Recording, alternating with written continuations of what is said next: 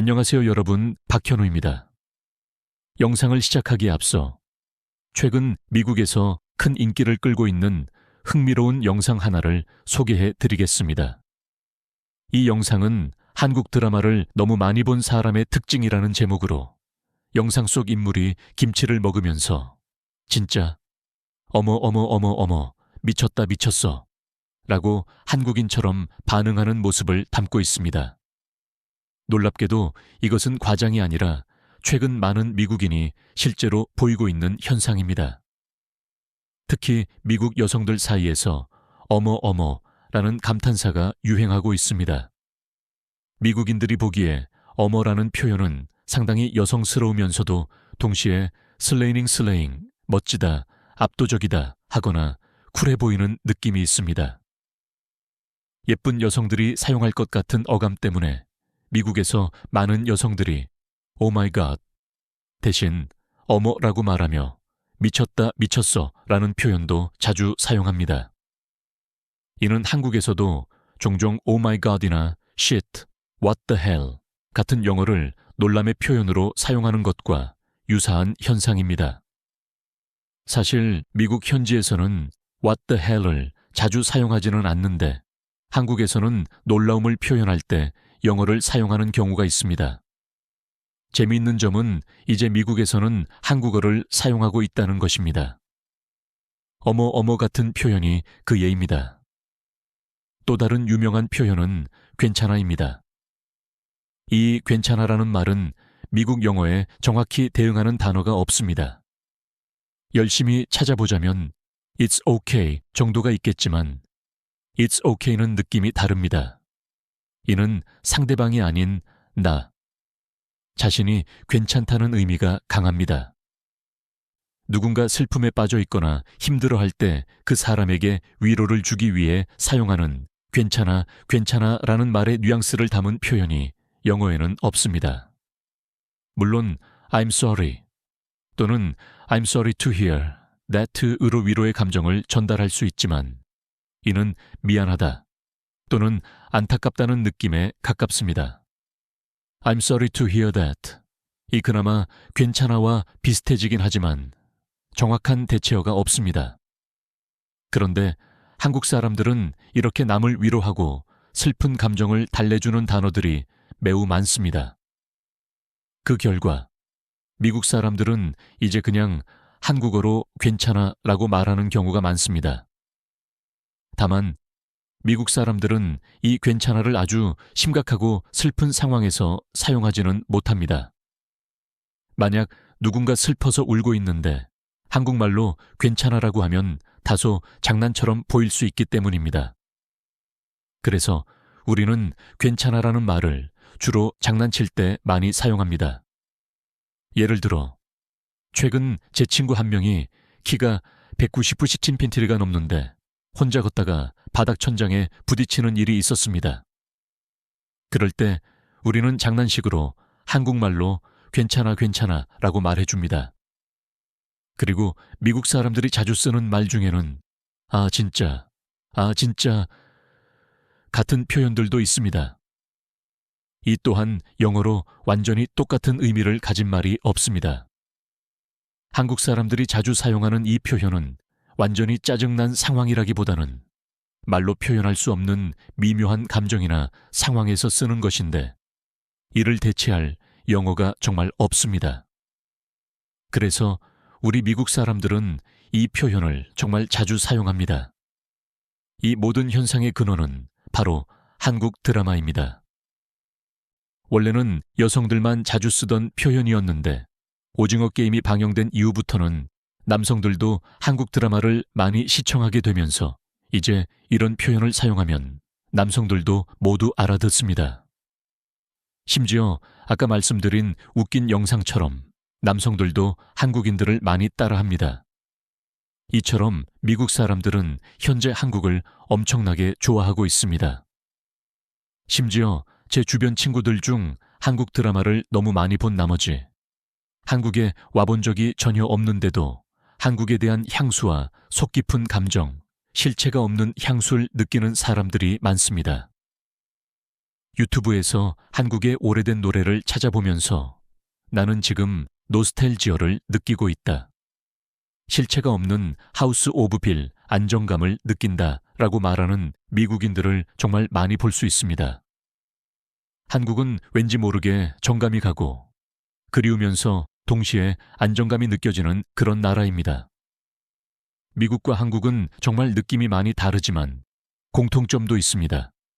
혹시 First World Problem, 제1세계 문제이라는 말을 들어보신 적 있으신가요?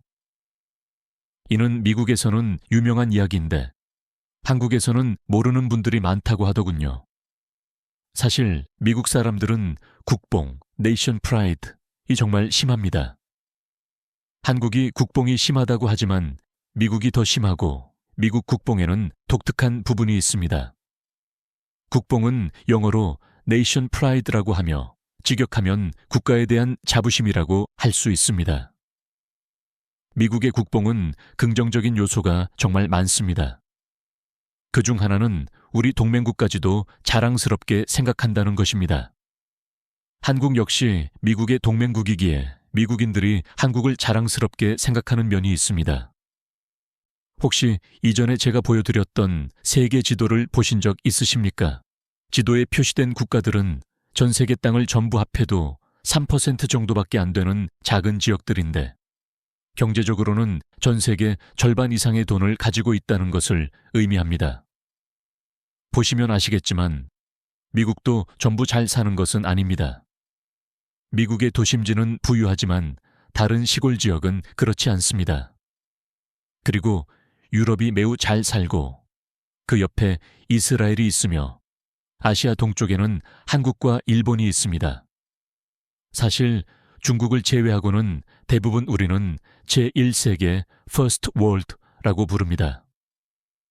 제1세계는 가장 잘 사는 나라들, 제2세계는 중간 나라들, 그리고 제3세계는 굶주림이나 질병 등으로 고통받는 나라들을 말합니다. 제2세계는 제1세계와 제3세계를 섞어놓은 듯한데 제2세계 사람들도 제3세계만큼이나 문제를 겪고 있다고 이야기합니다. 반면 제1세계의 문제들은 사소한 문제들입니다.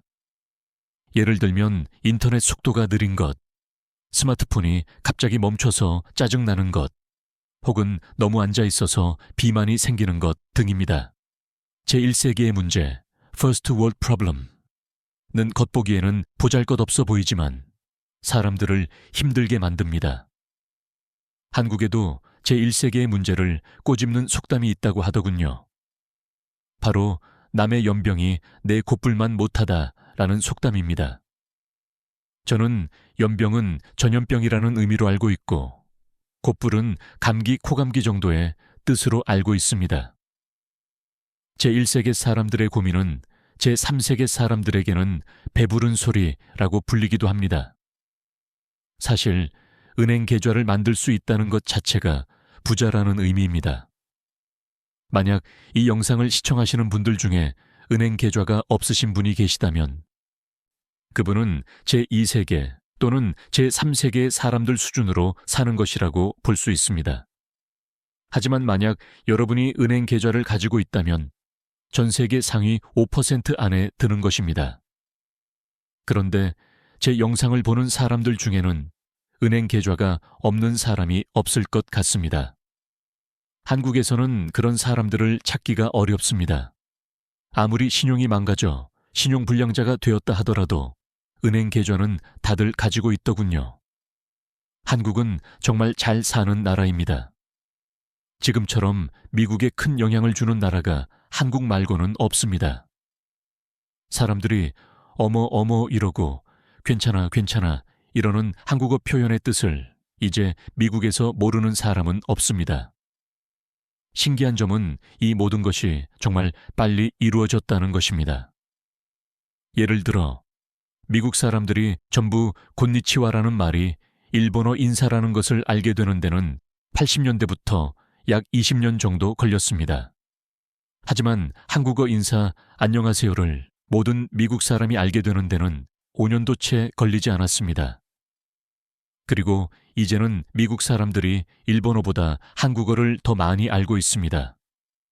예를 들어 일본 사람들은 김밥을 마키라고 부르고 김밥이 일본 음식이라고 주장하기도 하지만 예전에 제가 영상을 만들었던 것처럼 미국 사람들은 아무도 김밥을 마키라고 부르지 않고 전부 김밥이 한국 음식이라고 생각합니다. 솔직히 불과 5년 전까지만 해도 한국 사우스 코리아를 생각하면 배우들만 생각했지만 이제는 아닙니다. 이제 김치는 뭔가 스테레오타입 음식처럼 되었고 한국을 생각하면 김밥이라든가 불고기 그리고 떡볶이 같은 것들이 떠오릅니다. 제가 생각하기에 김치는 메인 음식이 아니라 식탁에 기본적으로 깔려있는 반찬 같은 것입니다. 한국말로는 반찬이라고 하는데 영어로는 사이드 디쉬, 사이드 디쉬라는 말로 쓸 수는 있지만 반찬과는 그 느낌이 다릅니다. 그래서 미국에서도 그냥 이것을 반찬이라고 부릅니다. 하지만 아직 이 반찬이라는 개념을 미국에서 잘 모르는 사람들이 있어서 미국 사람들은 김치를 무슨 메인 디쉬라고 생각하는데 사실 그렇지 않습니다. 김치는 메인 디쉬와 함께 나와서 같이 먹어야 하는 음식입니다. 불고기를 먹을 때도 김치가 있어야 하고 김밥을 먹을 때도 저는 김치를 같이 먹습니다. 여러분도 그러시지 않나요? 여러분이 생각하기에 김치와 제일 잘 어울리는 음식은 무엇입니까? 저에게 추천 좀 해주세요. 제가 김치랑 진짜 잘 어울린다고 생각했던 음식이 딱 2가지 있는데 하나는 고구마입니다. 예전 영상에서도 말씀드렸듯이 군고구마의 단맛을 김치만큼 잘 잡아주는 음식은 정말 없습니다. 그리고 김치와 잘 어울리는 또 다른 음식은 바로 한국 라면입니다. 저는 일본 라면도 많이 먹어봤고 인도미에 라면도 많이 먹어봤습니다. 현재 라면은 한국, 일본, 인도미 세 나라의 라면이 진짜 유명합니다. 그런데 이 김치는 정말 한국 라면과 잘 어울립니다. 저는 일본 라면도 좋아하긴 하지만 김치와는 조금 안 어울립니다. 그래서 미국 식료품점에 가보면 한국 라면을 팔 때 옆에 김치를 같이 파는 경우가 많습니다. 이제 이미 많은 미국 사람들이 라면만 먹으면 허전하다고 느낄 정도까지 왔습니다. 많은 미국 사람들이 라면을 먹으면 자연스럽게 김치를 찾게 되었습니다. 사실 한국 사람이라고 해서 모두 매운 것을 잘 먹는 것은 아니지만 원래 미국 사람들은 매운 것을 잘 못 먹었는데 한국 음식이 유행하면서 매운 것도 이제 다들 잘 먹게 되었습니다. 한국이 정말 미국 사회에 알게 모르게 많은 것들을 바꾸어 가고 있습니다. 그런데 이를 만족스럽지 않게 보는 사람들도 있습니다. 솔직히 미국에서는 이제 한국이라는 표기만 붙어도 안 붙은 물건보다 더 잘 팔립니다. 아이폰 다음으로 삼성 핸드폰이 미국에서 잘 팔리는 이유를 아십니까? 삼성 외에도 안드로이드 핸드폰 중에는 소니라든가 미국, 중국 제품들도 많습니다. 그런데도 불구하고 삼성을 제일 많이 쓰는 이유가 단순히 한국 제품이기 때문입니다. 그냥 미국 사람들이 한국이라고 하면 무작정 좋아하는 경향이 있습니다. 그런데 이것을 이제 미국 내에서는 비판적으로 보는 경우도 있습니다. 혹시 America's Got Talent라는 프로그램을 아십니까? 이 쇼에서는 재능 있는 사람들이 나와서 노래 부르고 마술하고 자신의 재능을 펼치는 곳인데 여기에 한국인들이 몇 번 출연한 적이 있습니다. 그런데 관중들이 한국인이 나오면 무조건 환호하고 좋아합니다. 실력이 얼마나 좋은지 제대로 보지도 않고 그냥 노래를 부르기 전부터 일단 한국인이라고 하면 다들 박수치고 좋아합니다. 그래서 노래를 많이 실수하더라도 관중들은 괜찮다고만 해주고 좋아하니까 이 쇼에 진짜 열심히 준비해서 나온 다른 미국인들이 불편함을 느끼기 시작했습니다. 왜 한국인한테만 잘해주냐면서요. 이 사건 이후로 아주 소수의 미국 사람들이 한국을 무작정 좋아하는 미국인들에게 비판적인 시각을 보내게 되었습니다. 이렇게 한국이라는 글자만 봐도 좋다고 소리 지르는 사람들을 우리는 코리아부라고 부르거나 줄여서 K부라고 부르기도 합니다. 이 이야기는 길어질 것 같으니 다음 영상에서 심도 있게 다루어 드리겠습니다. 사실 지금 미국이 가장 좋아하는 나라가 한국이라는 점에 대해서는 말이 많습니다. 아무튼 지금 한국이 미국에 이처럼 큰 영향을 끼치고 있는데 저는 한국 학교 같은 곳에서 배웠는데 한국에는 위인 김구 선생님이 계십니다. 한국에는 이름이 두 글자인 사람을 찾기 힘든데 이분의 이름은 두 글자입니다.